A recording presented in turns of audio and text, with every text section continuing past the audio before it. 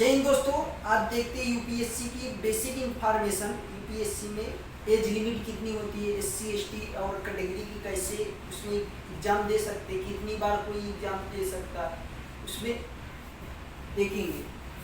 पहले तो देखते हैं, शुरू करते हैं यूपीएससी का एग्जाम हमारा जब जनवरी मार्च 3-4 महीने के बीच में होता है और इसका अप्लाई भी होता है तो 4 महीने बाद इसका एग्जाम होता है।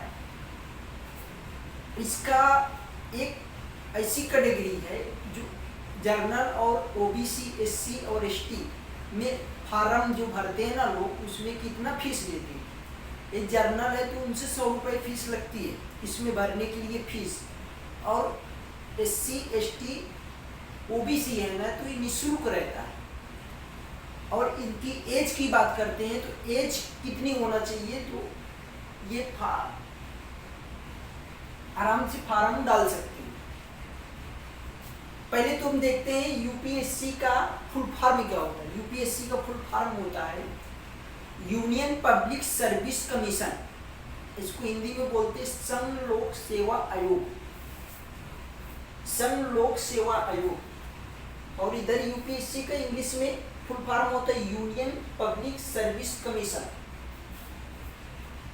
यूपीएससी में तो एनडीए का भी एग्जाम होता है यूपीएससी में, और सिविल सर्विस का एग्जाम होता है, लेकिन मेन एनडीए में जो व्यक्ति उसका एग्जाम क्लियर करके आगे जाते हैं ना तो वो एयरफोर्स में जाते हैं, नेवी में ऐसे करके जाते हैं।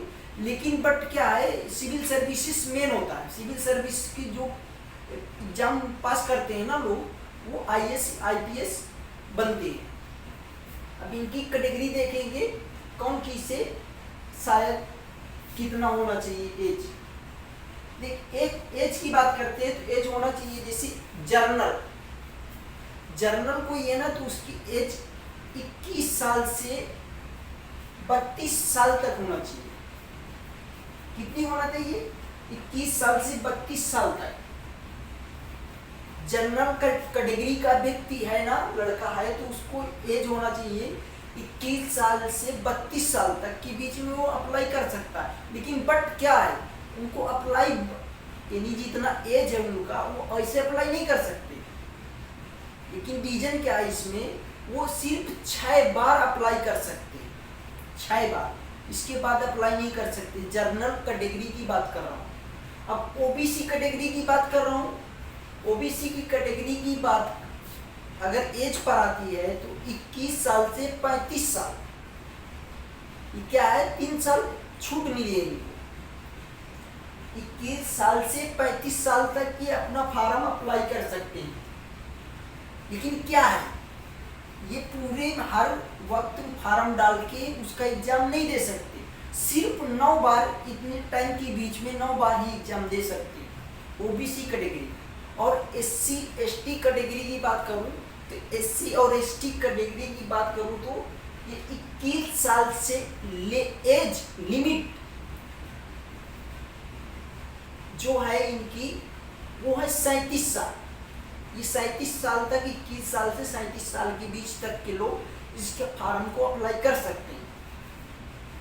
और इसकी जो एज है, ये कितनी बार फार्म अप्लाई कर सकते हैं, तो इनका लिमिट, एज लिमिट, जितना इनका एज है उतना लिमिट, कितनी भी बार ये जितना इनकी एज है उतने अपना फार्म अप्लाई कर सकते हैं।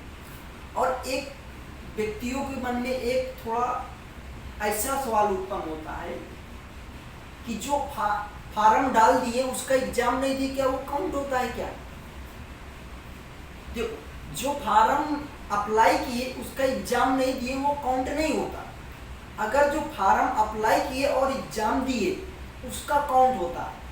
और इसका जो होता है, कैसे एग्जाम में प्रश्न आते हैं, प्राइमरी जो रहता है उसमें से पूछता है, और दूसरा होता है मेंस, उसमें से पूछता है। और जीके में क्या होता है, जीएस और जीके, ये सब क्वेश्चन पूछता है, 200 अंक का रहता है।